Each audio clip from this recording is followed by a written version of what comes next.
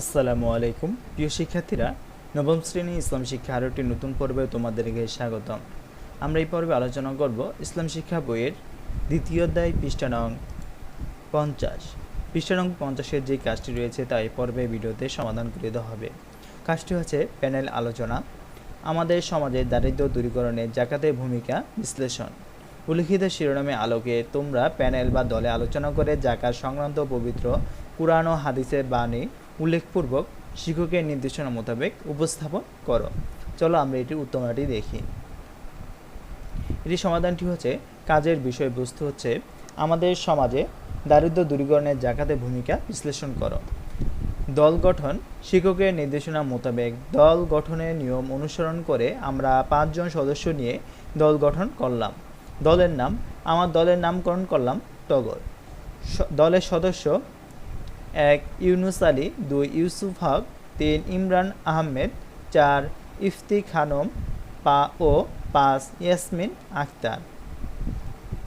তথ্যের উৎস: ইসলাম শিক্ষা বিষয়ক পাঠ্য বই, বিভিন্ন ইসলামী গ্রন্থ, পরিবারের প্রবীণ অভিভাবক, মসজিদের ইমাম, শ্রেণী শিক্ষক প্রমুখ। টগর দলের মডারেটরের বক্তব্য: প্রিয় সহপাঠীবৃন্দ, আসসালামু আলাইকুম। আমরা আজ আমাদের প্রিয় শিক্ষকের নেতৃত্বে একটি প্যানেল আলোচনা শুরু করতে যাচ্ছি। এখানে আমরা 5 জন শিক্ষার্থী নিয়ে একটি প্যানেল বা দল গঠন করেছি।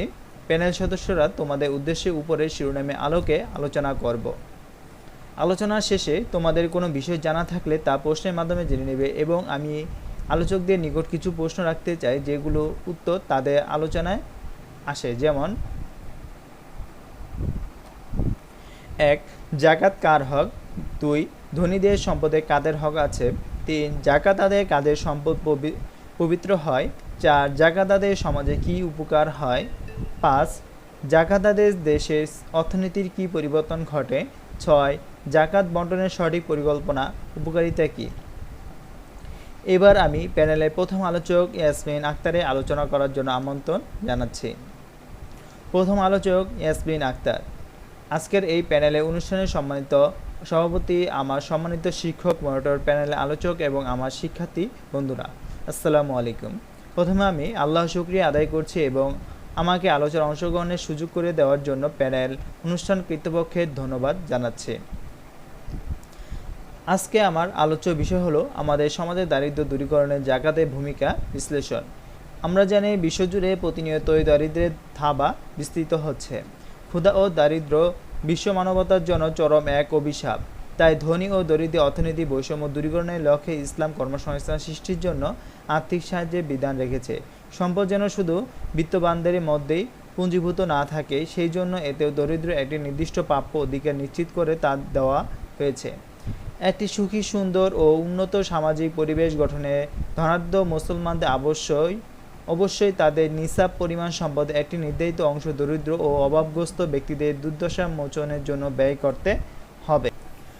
ফলে অসহায় ও দুস্থ মানবতার কল্যাণই হবে না, বরং সমাজে আয় বন্টনের ক্ষেত্রেও বৈষম্য হ্রাস পাবে। পবিত্র কোরআনে ধন সম্পদ বন্টনের মূলনীতি সম্পর্কে ঘোষণা হয়েছে, যাতে তোমাদের মধ্যে যারা বিত্তবান কেবল তাদের মধ্যে ঐশ্বর্য আবর্তন না করে। সূরা হাশর 7। দারিদ্র্য বিমোচনে ইসলাম অর্থনৈতিক বিষয়কে সর্বাধিক গুরুত্ব প্রদান করেছে। জাকাতকে কেন্দ্র করেই সুষম বন্টন, ন্যায় প্রতিষ্ঠা ও দারিদ্র্য দূরীকরণের কর্মপদ্ধতি পরিচালিত হয়। জাকাতের প্রধান লক্ষ্যই হচ্ছে সম্পদ যেন মুষ্টিমেয় ব্যক্তির হাতে কেন্দ্রীভূত না হয়। জাকাতকে ধনীদের জন্য অবশ্যই প্রদেয় এবং দরিদ্রের অধিকার বলে ঘোষণা করেছেন। মহান আল্লাহ বলেন, তাদের ধন সম্পদ থেকে সাদাকা জাকাত আদায় করে তাদের পবিত্র ও পরিশুদ্ধ করুন। সূরা তাওবা 103।